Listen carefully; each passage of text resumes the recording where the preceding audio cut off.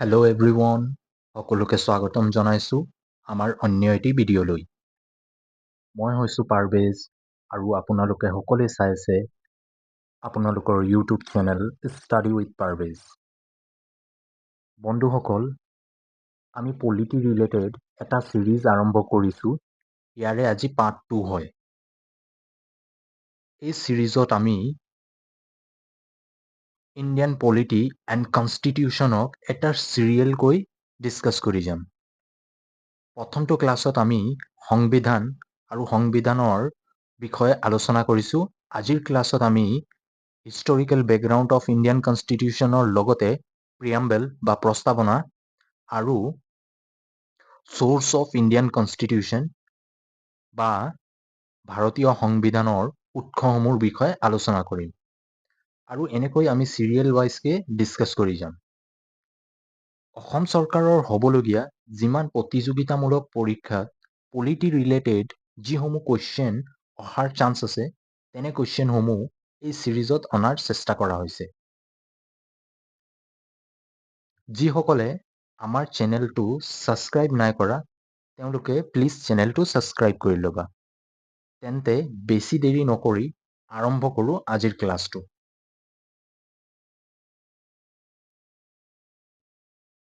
আজিৰ প্ৰথমটো কুৱেশ্যন, ভাৰতে প্ৰস্তাৱনাৰ ধাৰণাটো কোনখন দেশৰ পৰা গ্ৰহণ কৰিছে?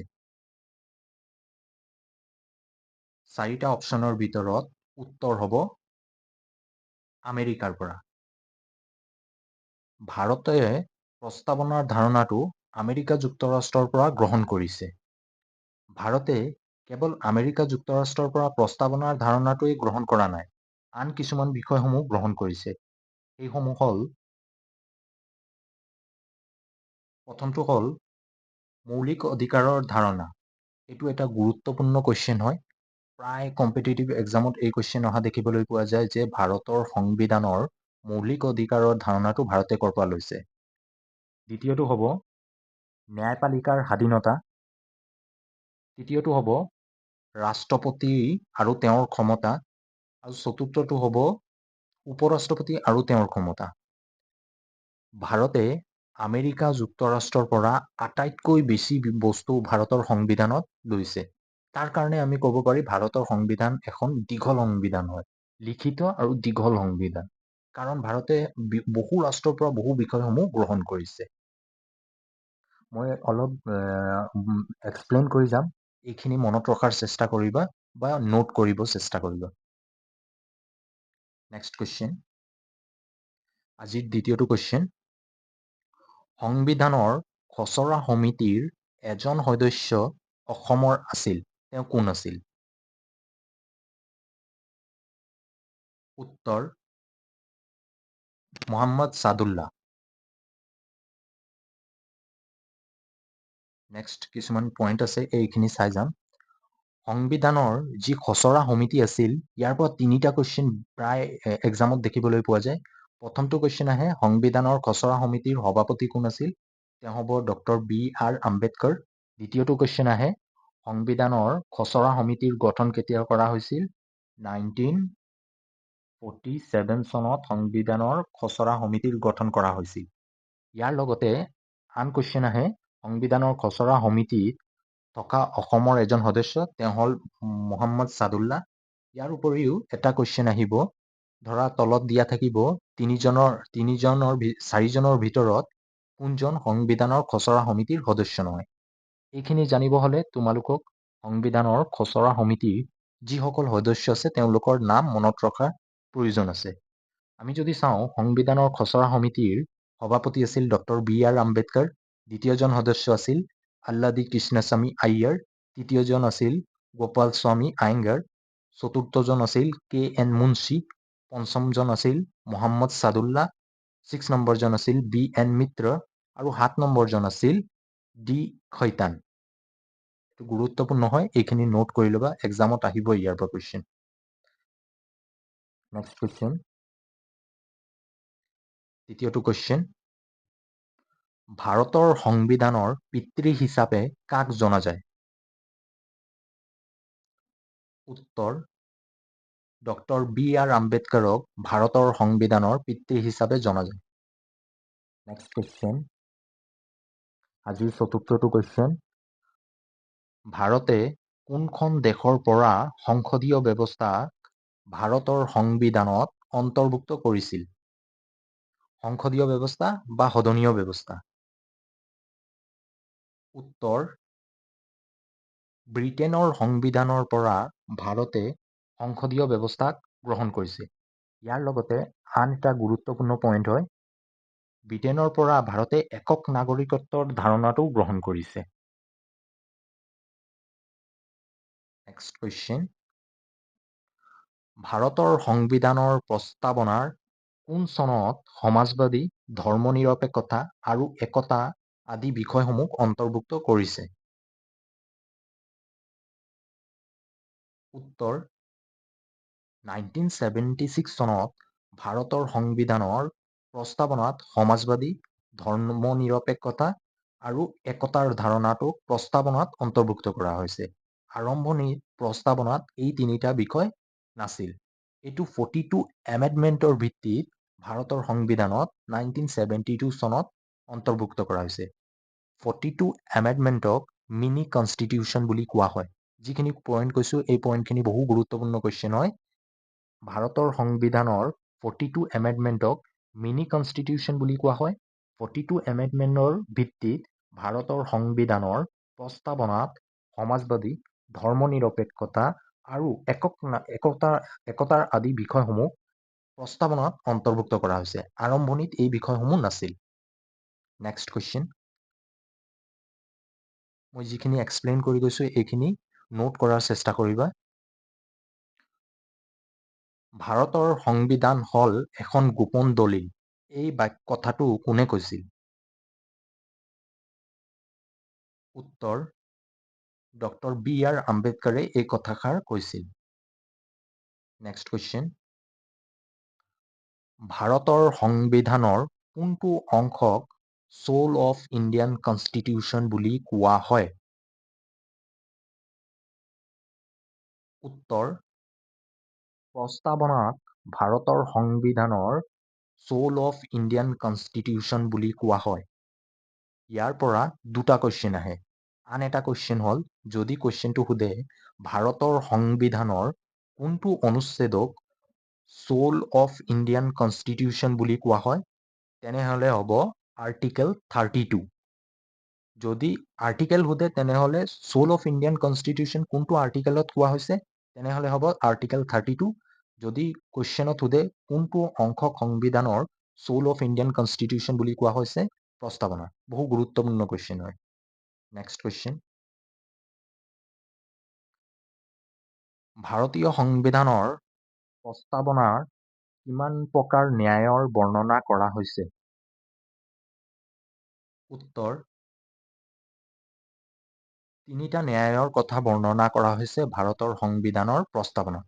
এই তিনিটা ন্যায় হ'ল সামাজিক ন্যায়, অৰ্থনৈতিক ন্যায় আৰু ৰাজনৈতিক ন্যায়। মনত ৰাখিবা। যদি তোমালোকে মোৰ ADRE চিৰিজ চোৱা, তাত মই যিমানখিনি পলিটি বা আন টপিকসমূহৰ কুৱেশ্যন দিছোঁ, গোটেইখিনি কুৱেশ্যন ADRE গ্ৰেড 4ত আহিছে। তেনেহ'লে বন্ধুসকল, প্লিজ ৰিকুৱেষ্ট কৰিছোঁ ভিডিঅ'টো ভালকৈ চাই নোট কৰা। নেক্সট কুৱেশ্যন, আজিৰ 9 নম্বৰ কুৱেশ্যনটো হ'ল, মৌলিক কৰ্তব্যৰ ধাৰণাটো ভাৰতে কোনখন দেশৰ পৰা ভাৰতৰ সংবিধানত অন্তৰ্ভুক্ত কৰিছে? উত্তৰ, ৰাছিয়াৰ পৰা। ৰাছিয়াৰ পৰা ভাৰতৰ সংবিধানত মৌলিক কৰ্তব্যৰ ধাৰণাটোক অন্তৰ্ভুক্ত কৰা হৈছে। নেক্সট কুৱেশ্যন, 10 নম্বৰ কুৱেশ্যন, কোন সংশোধনীৰ যোগেদি প্ৰস্তাৱনাত সমতা, ধৰ্মনিৰপেক্ষতা আৰু সমাজবাদী ধাৰণাটো লোৱা হৈছে? এইটোৰ আনচাৰ অলপ আগতে আমি কৈ গৈছোঁ।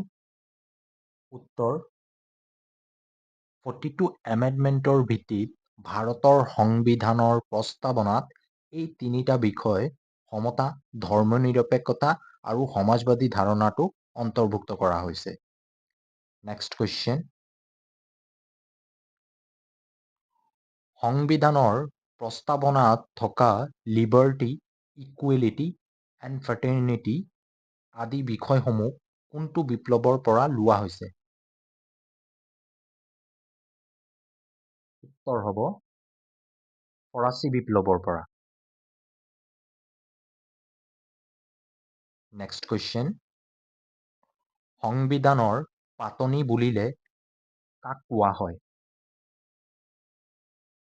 উত্তৰ, প্ৰস্তাৱনাক সংবিধানৰ পাতনি বুলি কোৱা হয়। লগতে আৰু এটা গুৰুত্বপূৰ্ণ পইণ্ট হ'ল প্ৰস্তাৱনাক ভাৰতৰ সংবিধানৰ আইনা বুলি কোৱা হয়। ইয়াৰ লগতে আৰু এটা গুৰুত্বপূৰ্ণ কুৱেশ্যন হ'ল, এইটো প্ৰায় কুৱেশ্যনত আহে, প্ৰস্তাৱনাৰ আৰম্ভণি হৈছে উই দ্য পিপল অফ ইণ্ডিয়াৰ পৰা প্ৰস্তাৱনাৰ আৰম্ভণি হৈছে। নেক্সট কুৱেশ্যন, ভাৰতৰ সংবিধানত থকা ৰাষ্ট্ৰৰ নিৰ্দেশাত্মক নীতিৰ ধাৰণাটো ভাৰতে কোনখন দেশৰ পৰা গ্ৰহণ কৰিছে? ইয়াৰ উত্তৰ হ'ব আয়াৰলেণ্ডৰ সংবিধানৰ পৰা ভাৰতে ৰাষ্ট্ৰৰ নিৰ্দেশাত্মক নীতিসমূহ লৈছে, যাক DPSP শ্বৰ্ট ফৰ্মত কোৱা হয়। ইয়াৰ কিছুমান আন গুৰুত্বপূৰ্ণ পইণ্ট আছে। চ'ৰ্চ অফ ইণ্ডিয়ান কনষ্টিটিউশ্যন, ভাৰতে অষ্ট্ৰেলিয়াৰ পৰা যি বেহা বেপাৰ ব্যৱস্থা আছে সেইটো অষ্ট্ৰেলিয়াৰ পৰা ভাৰতৰ সংবিধানত লোৱা হৈছে। ইয়াত আন এটা পইণ্ট মিছ কৰিছোঁ, ভাৰতে অষ্ট্ৰেলিয়াৰ পৰা যি তিনিটা সূচী আছে ন, কেন্দ্ৰীয় সূচী, ৰাজ্যিক সূচী আৰু সমৱৰ্তী সূচী, এই তিনিটা সূচীও অষ্ট্ৰেলিয়াৰ পৰা লৈছে, অষ্ট্ৰেলিয়াৰ কনষ্টিটিউশ্যনৰ পৰা লৈছে। আফ্ৰিকাৰ কনষ্টিটিউশ্যনৰ পৰা ভাৰতে সংবিধানৰ সংশোধনীয় ব্যৱস্থাটো ভাৰতৰ সংবিধানত অন্তৰ্ভুক্ত কৰিছে। জাৰ্মানীৰ পৰা ভাৰতে জৰুৰীকালীন অৱস্থাৰ সময়ত যিসমূহ মৌলিক অধিকাৰ বাতিল কৰা হয় সেই ধাৰণাটো লোৱা হৈছে। যেতিয়া ভাৰতত জৰুৰীকালীন অৱস্থাৰ ঘোষণা কৰা হয়, তেনে সময়ত নাগৰিকৰ মৌলিক অধিকাৰ বাতিল হয়। এই ধাৰণাটো জাৰ্মানীৰ পৰা লোৱা হৈছে। আমি যেতিয়া আগৰ ক্লাছ কৰি যাম, তাত আমি ফাণ্ডামেণ্টেল ৰাইটছৰ বিষয়ে পঢ়িম, তেতিয়া আমি গম পাম। ফ্ৰান্সৰ পৰা গণতান্ত্ৰিক শাসন ব্যৱস্থা লোৱা হৈছে। কানাডাৰ পৰা যুক্তৰাষ্ট্ৰীয় শাসন ব্যৱস্থা লোৱা হৈছে। এইখিনি চ'ৰ্চসমূহ বহু গুৰুত্বপূৰ্ণ কুৱেশ্যন হয়, এক্সামত অহাৰ চান্স থাকে পলিটিৰ পৰা। যিহেতু কম্পিটিটিভ এক্সামত দুটা या তিনিটা কুৱেশ্যন পলিটিৰ পৰা আহে, তাৰ ফালৰ পৰা এনে কুৱেশ্যনসমূহ অহাৰ চান্স বহু বেছি। যদি তোমালোকে কনচেপ্ট ৱাইজত পলিটি কৰিব যোৱা, তেন্তে 2 পৰা 3 মাহ সময় লাগিব, আৰু ইমান ডিপলি গৈ ষ্টাডি কৰাটো অলপ হাৰ্ড হৈ যায়। তাৰ কাৰণে মই যিখিনি MCQ আনিছোঁ, বহু গুৰুত্বপূৰ্ণ MCQ সমূহ হয়। তোমালোকে শেষলৈ এই ক্লাছটো চোৱা, আৰু আগন্তুক দিনত যিসমূহ ক্লাছ আহিবলগীয়া আছে, এই ক্লাছসমূহ চোৱাৰ বাবে মই ৰিকুৱেষ্ট কৰিছোঁ। ভাৰতৰ সংবিধানত যে ইমান ৰাষ্ট্ৰসমূহৰ পৰা বহু বিষয়সমূহ লৈছে, তাৰ বাবে ভাৰতৰ সংবিধানখন এখন দীঘল লিখিত সংবিধান হিচাপে প্ৰকাশ পাইছে। নেক্সট কুৱেশ্যন,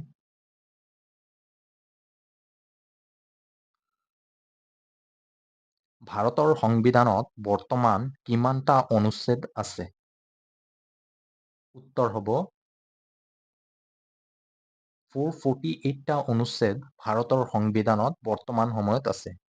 যদি আমি কিতাপত চাওঁ, কিতাপত 395টা আৰ্টিকেল আছে, আৰু ৰিয়েলতো 395টা ভাৰতৰ সংবিধানত আৰ্টিকেল আছে।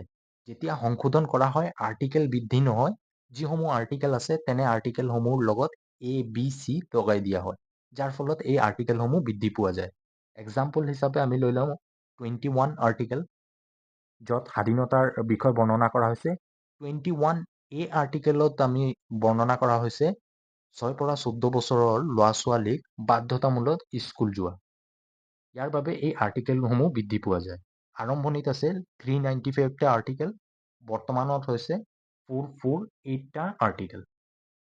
ইয়াৰ আন কিছুমান গুৰুত্বপূৰ্ণ পইণ্ট আছে, সেইসমূহ হ'ল, আৰম্ভণিত আৰ্টিকেল 395টা আছিল, বৰ্তমান 448টা হৈছে। সূচীসমূহ, ভাৰতীয় সংবিধানত আৰম্ভণিত 8টা সূচী আছিল, বৰ্তমানত 12টা সূচীলৈ পৰিগণিত হৈছে। অধ্যায় যদি চাওঁ আমি 22টা আছিল, বৰ্তমান 25টা আছে। নেক্সট কুৱেশ্যন, ভাৰতৰ সংবিধানৰ কোনটো অনুসূচীত অসম, মেঘালয়, মিজোৰাম আৰু ত্ৰিপুৰাক বিশেষ মৰ্যাদা প্ৰদান কৰা হৈছে? বহু গুৰুত্বপূৰ্ণ কুৱেশ্যন হয়। উত্তৰ, 6ম অনুসূচীত ভাৰতীয় সংবিধানত অসম, মেঘালয়, মিজোৰাম, ত্ৰিপুৰাক বিশেষ মৰ্যাদা প্ৰদান কৰা হৈছে। 5ম অনুসূচিত জাতি জনজাতি সকলৰ বিষয়ে বৰ্ণনা কৰা হৈছে। 6ম অনুসূচিত যদি আমি চাওঁ, 6ম অনুসূচিত 22টা ভাষাক গুৰুত্ব দিয়া হৈছে ভাৰতৰ সংবিধানত। নেক্সট কুৱেশ্যন, কোন এক্টৰ ভিত্তিত ভাৰতত প্ৰথমবাৰৰ বাবে উচ্চতম ন্যায়ালয়ৰ গঠন কৰা হৈছিল? উত্তৰ হ'ব ৰেগুলেটিং এক্ট 1773, যাৰ ভিত্তিত 1774ত কলিকাতাত ভাৰতত সৰ্বপ্ৰথম উচ্চতম ন্যায়ালয়ৰ গঠন কৰা হৈছিল। ইয়াৰ পৰৱৰ্তী সময়ত কলিকাতাৰ পৰা এই উচ্চতম ন্যায়ালয়ক দিল্লীলৈ শিফ্ট কৰা হৈছিল। নেক্সট কুৱেশ্যন, কোনজন ভাইচৰয়ক ভাৰতৰ সাম্প্ৰদায়িক বিভাজনৰ জনক বুলি অভিহিত কৰা হয়? উত্তৰ, লৰ্ড মিণ্টো। লৰ্ড মিণ্টৰ আন এটা গুৰুত্বপূৰ্ণ কুৱেশ্যন অহা দেখিবলৈ পোৱা যায়। লৰ্ড মিণ্টৰ আন এটা গুৰুত্বপূৰ্ণ পইণ্ট হৈছিল যে মৰ্লে মিণ্টো ৰিফৰ্ম কেতিয়া হৈছিল? 1909 চনত মৰ্লে মিণ্টো ৰিফৰ্ম আহিছিল। এইটো কুৱেশ্যন অহা দেখিবলৈ পোৱা যায়। নেক্সট কুৱেশ্যন, সংবিধানৰ পুঁজি কাক কোৱা হয়? উত্তৰ, প্ৰস্তাৱনাক সংবিধানৰ পুঁজি বুলি কোৱা হয়। ইয়াত বহুৱে মৌলিক অধিকাৰ বা অনুচ্ছেদ ক'ব, কিন্তু নহয়, প্ৰস্তাৱনাক সংবিধানৰ পুঁজি বুলি কোৱা হয়। পুঁজিৰ লগতে সংবিধানৰ আইনাও বুলি কোৱা হয়। নেক্সট কুৱেশ্যন, সংবিধানৰ 8ম অনুসূচীত অসমীয়া ভাষাৰ উপৰিও অসমৰ কোনটো ভাষাক আছে? উত্তৰ, বড়ো ভাষা। 8ম অনুসূচীত 22টা ভাষাৰ বিষয়ে বৰ্ণনা কৰা হৈছে। ভাৰতৰ 22টা ভাষা সংবিধানৰ 8ম অনুসূচীত আছে। নেক্সট কুৱেশ্যন, আজিৰ শেষৰটো কুৱেশ্যন হ'ল, কোনটো এক্টৰ ভিত্তিত ব্ৰিটিছ ভাইচৰয় ব্যৱস্থাৰ প্ৰতিষ্ঠান কৰা হৈছিল? উত্তৰ হ'ব গভৰ্ণমেণ্ট ইণ্ডিয়া এক্টৰ ভিত্তিত ভাৰতত প্ৰথম ভাইচৰয় ব্যৱস্থাৰ প্ৰতিষ্ঠান কৰা হৈছিল। বন্ধুসকল, আজি এইকেইটাই কুৱেশ্যন আছিল। যিসকলে শেষলৈ মোৰ ভিডিঅ'টো চাইছে তেওঁলোকক ধন্যবাদ জ্ঞাপন কৰিছোঁ। যিসকলে মোৰ চেনেলটো ছাবস্ক্ৰাইব নাই কৰা তেওঁলোকক ৰিকুৱেষ্ট কৰিছোঁ চেনেলটো ছাবস্ক্ৰাইব কৰি ভিডিঅ'টো লাইক কৰি দিবলৈ। আজিলৈ ইমানে আছিল। Thank U.